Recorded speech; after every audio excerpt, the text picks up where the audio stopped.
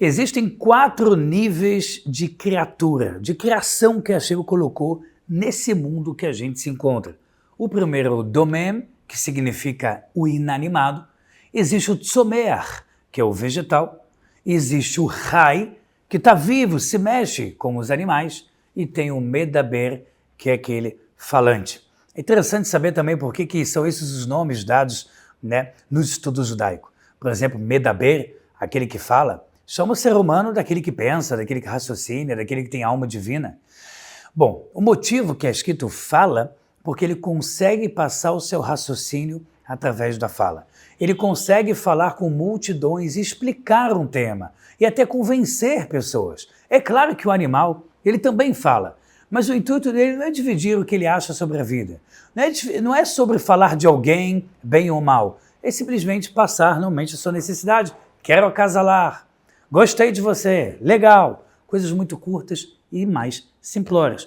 Mas olha que interessante, a Torá explica que o mundo, as coisas acontecem muitas vezes ao contrário.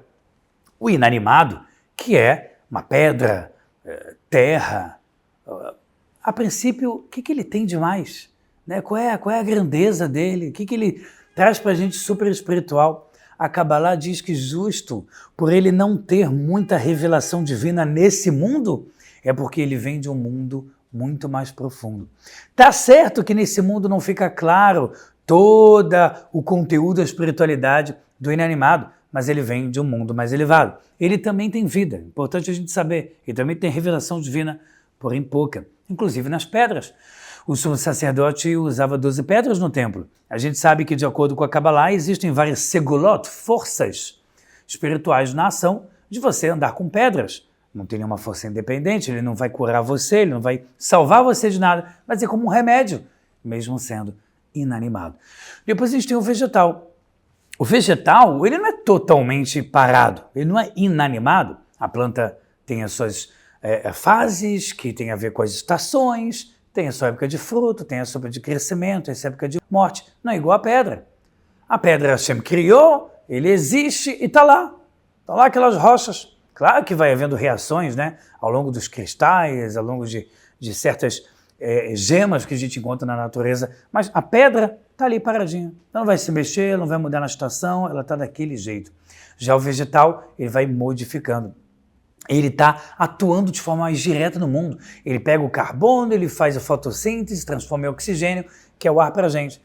Por isso que pela Kabbalah, inclusive, é bom você rezar em lugares de natureza que tenha literalmente árvores, para que elas possam ajudar a elevar a tua reza, porque eles estão o tempo todo metaharim etavir, eles estão o tempo todo deixando o ar mais puro, purificando todo o ambiente onde eles se encontram. E aí você tem o Rai, que é o animal, né, que ele está no horizontal, até mesmo o macaco, né, que parte do tempo ele fica na vertical, mas ele vai andar, ele vai voltar a ficar na sua horizontal, que é a mente, o coração, que não é exatamente mente, o cérebro, o coração, está tudo muito misturado.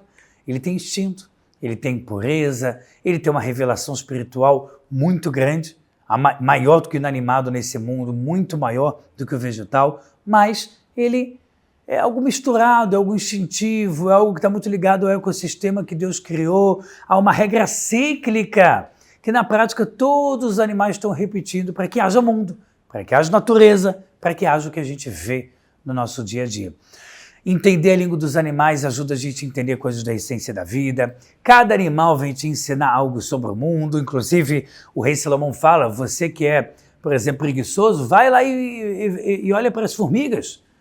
Praticamente não dormem em nenhum momento, não fecham seus olhos, não dormem, não descansam, não param, carregam um peso muito maior do que o seu próprio corpo e constroem castelos impressionantes abaixo da terra. Eles proliferam tanto e têm tanta energia para continuar que a massa, o peso de todas as formigas juntas no mundo é maior do que todos os humanos no mundo. Tem mais peso das formigas juntas no mundo do que de seres humanos. Ou seja, isso é esforço, isso é mérito, digamos assim, em cima do que elas fazem. E aí a gente tem o Medaber, o falante. Falante, porque a Kabbalah quer dizer que ele traz a espiritualidade e materializa ela em palavras, em ações. O ser humano é o único que tem o poder da escolha. O ser humano é o único que pode utilizar a sua escolha e modificar mundos. Ele é o único que pode persuadir o outro, independente de instinto. Uma pessoa quer casar com a outra, às vezes apenas por um instinto, seja qualquer que seja. O ser humano vai lá e conversa com ele, persuadir a fazer diferente. No mundo animal é algo muito mais robótico, é algo que a tendência, o viés, ele está sempre se repetindo. Então o ser humano, ele sai um pouco daquele movimento cíclico e ele vem com a sua própria vontade. Ele vem revolucionar, vem tentar liderar, vem tentar criar, na prática transformar, mas criar novas ideias, novos padrões. E é por isso que através do seu livre-arbítrio ele pode ter mérito. Através do seu mérito ele pode ter recompensa. E através da recompensa ele pode construir a sua eternidade.